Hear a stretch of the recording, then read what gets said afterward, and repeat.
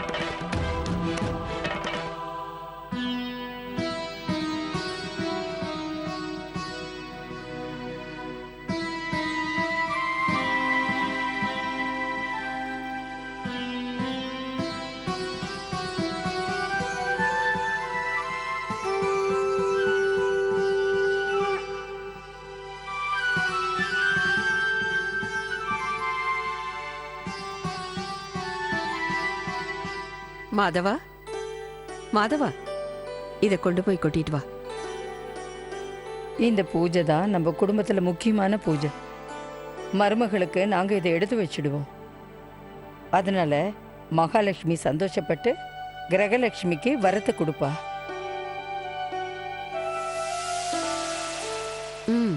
மகாலட்சுமி ஆசீர்வாதம்னா என்னன்னு தெரியுமா உனக்கு? சுகம், ஒற்றுமை, சந்தான பாக்கியம். நானும் இந்த பூஜை பண்ணிருக்கேன் சின்ன மருமகளே. ஆனா மகாலட்சுமி எனக்கு 3வது வரத்தை கொடுக்க மறந்துட்டா. அதான் சந்தான பாக்கியம். இப்ப அதை ஞாபகப்படுத்தி என்ன பிரயோஜனம்? உனக்கு தான் தெரியுமே. சரி, அதை விடு. நீயாவது ட்ரை பண்ணு. ஆனா ஒண்ணு, 3வது வரம் கிடைக்கும்னு எந்த கேரண்டியும் கிடையாது. இத பாருமா, பூஜையப்ப நல்ல வார்த்தைகளை தான் பேசணும். நல்ல வார்த்தைகளை தான் நீங்க ஏற்கனவே பேசிக்கிட்டு இருக்கீங்களே. மறந்துட்டீங்களா? நீங்க தான் அப்பப்ப சொல்லுவீங்களே, சின்ன மருமக வந்தா இந்த வீட்டுக்கு நல்ல காலம்னு. அப்புறம் என்ன, இந்த வீட்டுக்கு நல்ல காலமே வந்துடுச்சு இல்ல? ஆமாம்மா, எல்லாம் நல்லபடியா தான் நடந்திருக்கு. காலையில இருந்து எல்லாரும் சாப்பிடாம பூஜை பண்ணியிருக்கோம் இல்ல? வாங்க போய் ஏதாவது சாப்பிடலாம். வாங்க.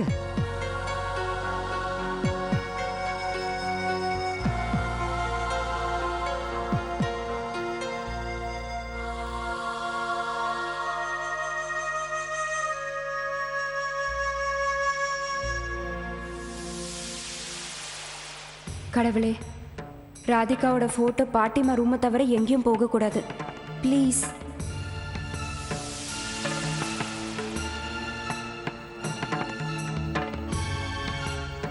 போமா, போய் உன் புருஷன் காலில் விழுந்து ஆசீர்வாதம் வாங்கிக்க.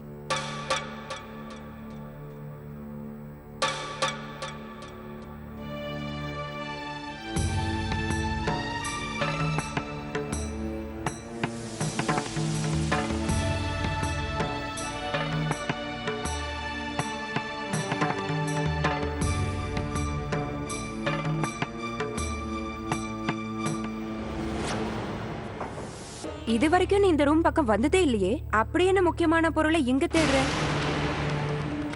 என்னமா தேடுற கண்ணு?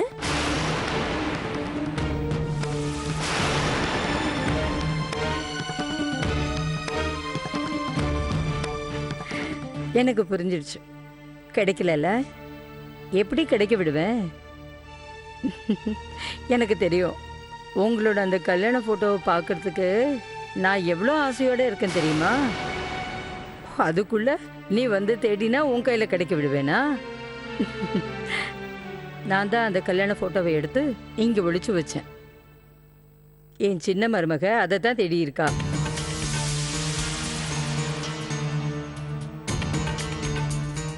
ஆனா நீ நினைக்கிற மாதிரி அவ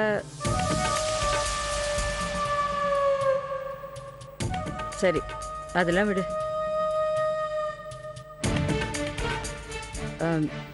யாருக்கிட்டையாவது சொல்லி எனக்கு கொஞ்சம் பால் அனுப்ப முடியுமா?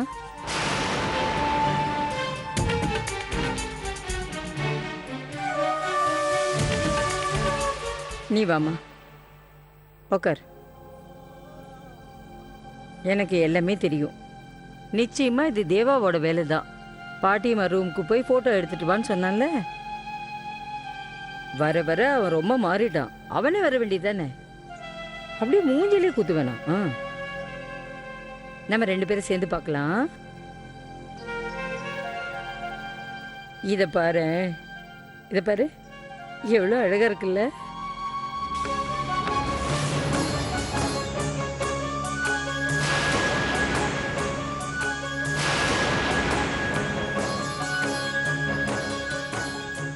இந்த பாரு நந்து. நந்து இப்படி நிக்கிறான் பாரு.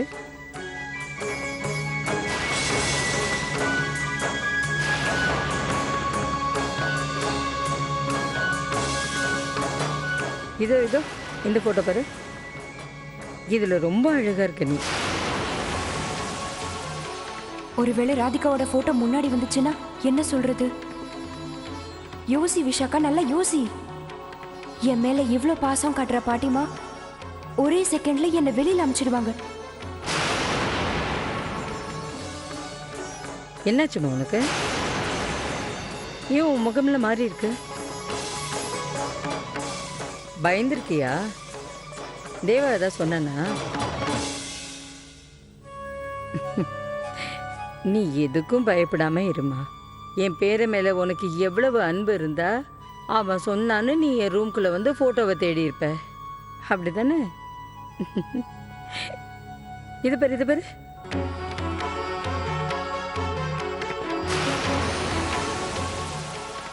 இது இன்னும் நல்லா இருக்கு. பாட்டிமா,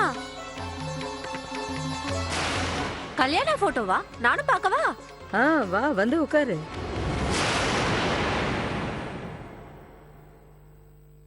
மீதி போட்டோ எங்க? ஓ, உன் கையில் இருக்கா?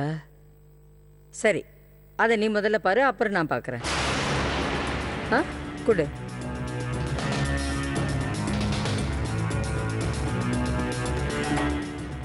கொடு.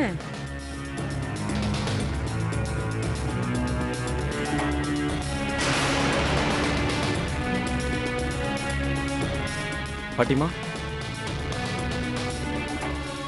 தோ வந்துட்டான். ராணி இங்க இருக்கால்ல?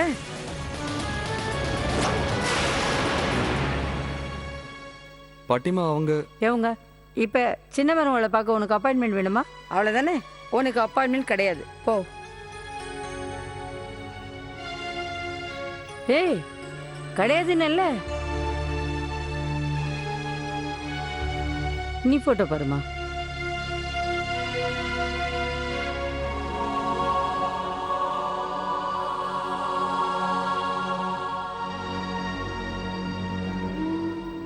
இந்த அன்புக்கு சொந்தக்காரி இவ இல்லை, அவ வேற ஒருத்தி பாட்டிமா. அதை எப்படி உங்களுக்கு புரிய வைக்கிறதுன்னு எனக்கு புரியல பாட்டிமா.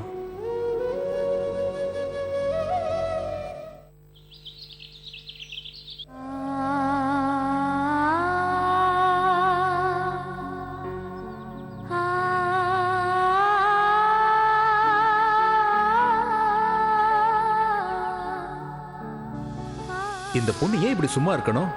கல்யாணம் இவளுக்கு தானே நடந்தது, இவளுக்கு தானே அவன் புருஷன்.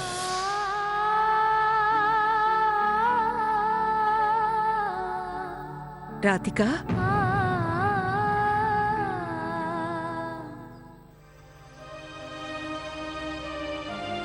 சொல்லுங்கம்மா. உங்க அப்பா கிருஷ்ணர் கோவிலுக்கு பூஜை பண்ண போயிருக்காரு. இந்த பையன் இங்க வச்சுட்டு போயிட்டாரு. கொண்டு போய் கொடுத்துட்டு வரியா? அது எங்க இருக்குமா? அதாம்மா, பெரிய மலைக்கு பக்கத்துல. கிருபா பண்ணிட்டு இருக்காருல்ல, அவர் அவசரமா ஊருக்கு போயிருக்காரு. அதான் அவருக்கு பதிலா அப்பா பூஜை பண்ண போயிருக்காரு.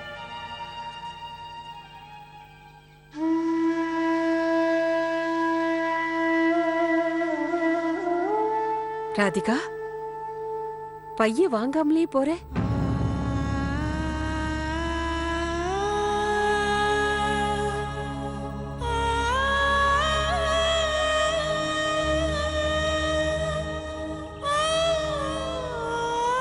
ராதிகா,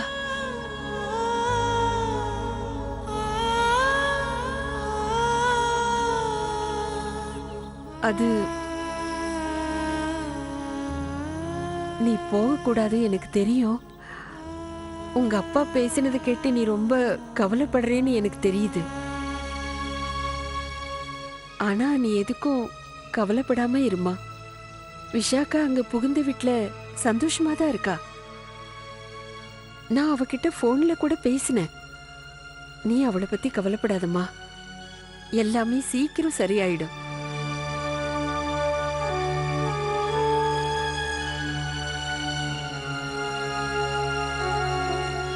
போயிட்டு வாமா. உங்க அப்பா உனக்காக அங்க காத்துக்கிட்டு இருப்பாரு.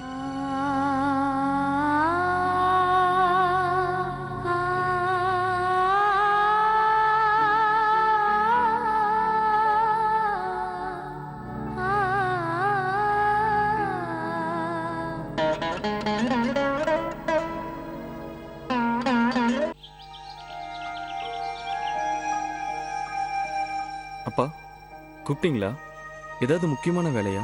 ஆ, உங்க சித்தப்பாவையும் அர்ஜுனையும் கூப்பிட்டுருக்கேன், அவங்களும் வரட்டும். அண்ணா நாங்க வந்துட்டோம். வணக்கம் பெரியப்பா. நல்லா இருப்பா. கோவில் சம்பந்தமா ஒரு பெரிய பொறுப்பை என்கிட்ட ஒப்படைச்சிருக்காங்க. அது சம்பந்தமா பேசுறதுக்காக தான் உங்க எல்லாரையும் இப்ப இங்க வர சொன்னேன். புரோகிதர் ட்ரஸ்ட்ல இருந்து பக்தர்களுக்காக தர்மஸ்தலா கட்டணும்னு தீர்மானிச்சிருக்காங்க. இந்த ஏரியாக்குள்ள சின்ன சின்ன கோயில்கள் இருந்தாலும் பக்தர்கள் நிறைய வராங்க. இது ரொம்ப பெரிய ப்ராஜெக்ட். கோடிக்கணக்கான பணம் சம்பந்தப்பட்டிருக்கு. இந்த வேலையை சுறுசுறுப்பான இளைஞர்களால தான் செய்ய முடியும்னு நான் நினைக்கிறேன். அவங்க கிட்ட தான் முழு திறமையும் இருக்கும் தான் நான் இந்த திட்டத்தை போட்டேன். ரொம்ப நல்ல திட்டம். நல்ல திட்டம்ண்ணா. ரொம்ப அருமையான திட்டம் போட்டிருக்கீங்க. ரொம்ப நல்ல யோசனைண்ணா. இந்த மாதிரி திட்டங்களை இந்த கிராமத்தில் இருக்கிற இளைஞர்களால மட்டும்தான் செய்ய முடியுங்கிறது உண்மை. ஆமாண்ணா, நீங்க பேசாம இந்த பொறுப்பை நம்ம அர்ஜுன்கிட்ட கொடுத்துட்டு நீங்க நிம்மதியா இருக்கலாம்ண்ணா.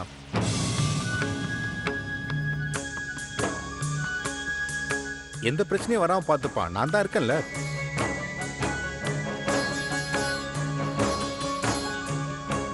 நீ சொல்றது உண்மைதான் சுஷி. ஆனா நான் வேற மாதிரி யோசிச்சு வச்சேன்.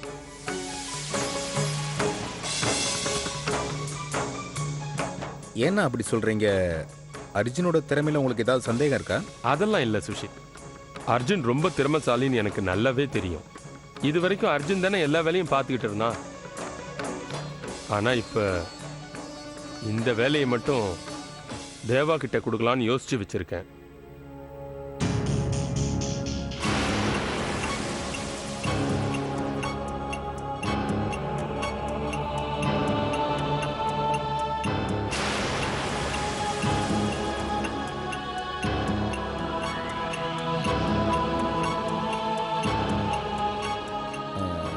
அம்மாண்ணா, தேவாவுக்கு இந்த ஊர் விஷயங்களை பத்தி முழுசா எதுவும் தெரியாது. அவன் தான் சின்ன வயசுலயே ஃபாரினுக்கு போயிட்டானே. இன்னொரு முக்கியமான விஷயம் என்னன்னா, இந்த வேலைக்கு தேவா தேவைன்னு அவசியம் இல்லையே. அவன் எவ்வளவு பெரிய படிப்பு. இந்த மாதிரி வேலையை பார்க்கறதுக்காக தான் அவனை இங்க வரவழைச்சேன். தேவா தன்னுடைய வாழ்க்கையில ஒரு முக்கியமான முடிவை தானே எடுத்திருக்கான்ல. தன் மனைவியை தானே தேடிக்கிட்டானே.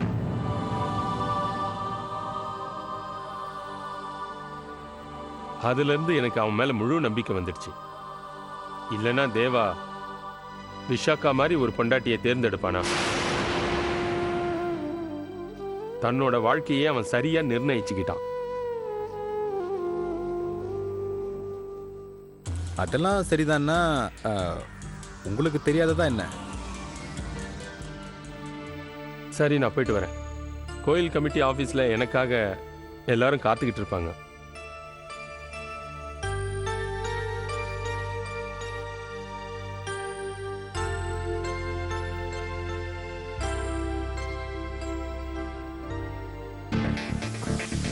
இதெல்லாம் என்ன டேட்? இதெல்லாம் என்ன? இவ்வளவு நாளா இது எல்லாத்தையும் நான் தானே பாத்துக்கிட்டு இருந்தேன். அவனுக்கு இதை பத்தி என்ன தெரியும்? எனக்கே அவர் சவால் விடுறாரா? ஆனா அவர் விடுற எந்த சவாலையும் நான் ஏத்துப்பேன். நான் சும்மா விட மாட்டேன்.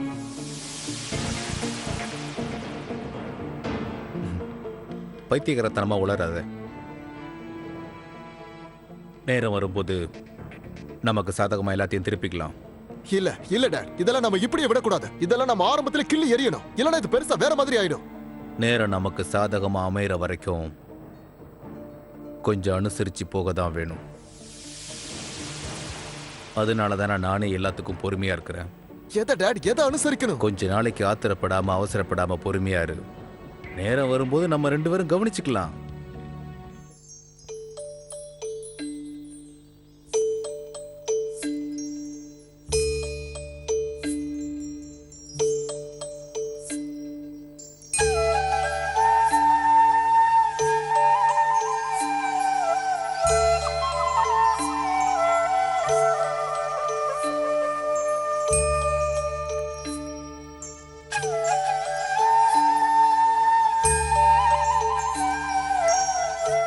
சின்ன பொண்ணுக்கு சம்பிரதாயம் எல்லாம் பண்ணாங்களா? அப்படி பண்றது எவ்வளவு பெரிய தப்பு தெரியுமா? டோலியில உட்காந்துக்கிட்டு புகுந்த வீட்டுக்கு போனவ நிச்சயமா அங்க நிம்மதியா இருக்க மாட்டான். ஒரு அப்பாவி பொண்ணோட வாழ்க்கையை கெடுத்துட்டு அவ அந்த வீட்டுக்கு வாழ போயிருக்கான்னா அது மகா பாவம், பெரிய பாவம்.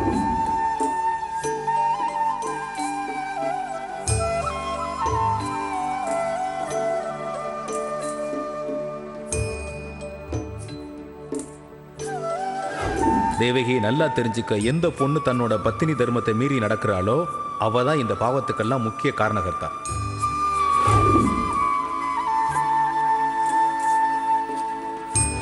இந்த பொண்ணு ஏன் இப்படி சும்மா இருக்கணும்? கல்யாணம் இவளுக்கு தானே நடந்தது, இவளுக்கு தானே அவன் புருஷன்.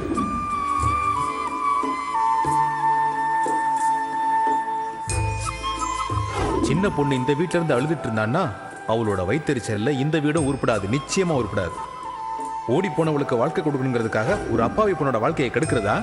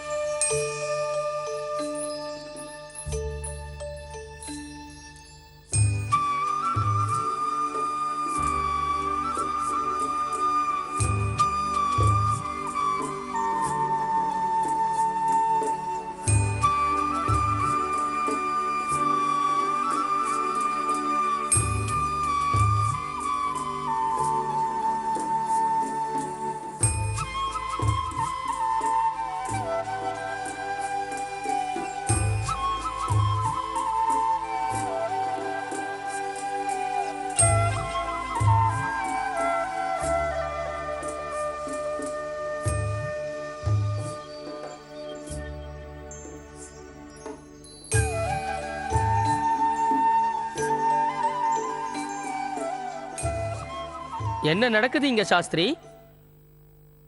ராதிகா சன்னதிக்கு உள்ள போறா?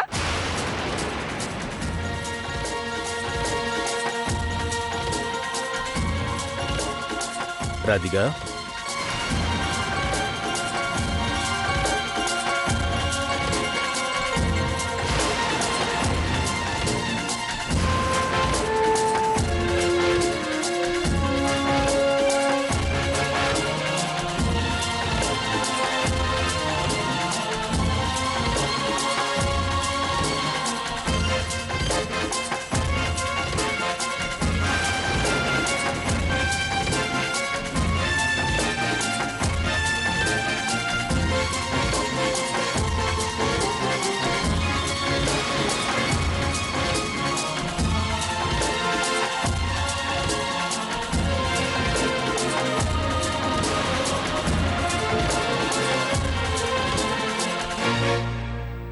ராதிகா, இங்க பாருங்கப்பா, இந்த சேசாத்திரி தான் இந்த பொண்ணை தான் பொண்ணுன்னு சொல்லி இந்த பொண்ணோட மூளைய குழப்பிட்டாரு. இல்லன்னா இந்த கோயிலுக்குள்ள நுழையிற தைரியம் இந்த பொண்ணுக்கு வந்திருக்குமா? நீங்க சும்மா இருங்க. நல்ல வேளை அவ உள்ள போறதுக்கு முன்ன நான் பார்த்தேன். இல்லன்னா சன்னதிக்கு உள்ளேயே அவ போயிருப்பா. அதுக்கு நாம என்ன பண்றது? ஏன் அப்படி பண்ண ராதிகா? இதுக்கு முன்னாடி நீ இப்படி பண்ணது இல்லையே. உனக்கு கோவிலோட நியாய தர்மங்களை பத்தி நல்லாவே தெரியுமே. எவ்வளவு பெரிய தவறான காரியத்தை பண்ணிருக்க. எல்லார்கிட்டயும் மன்னிப்பு கேளு.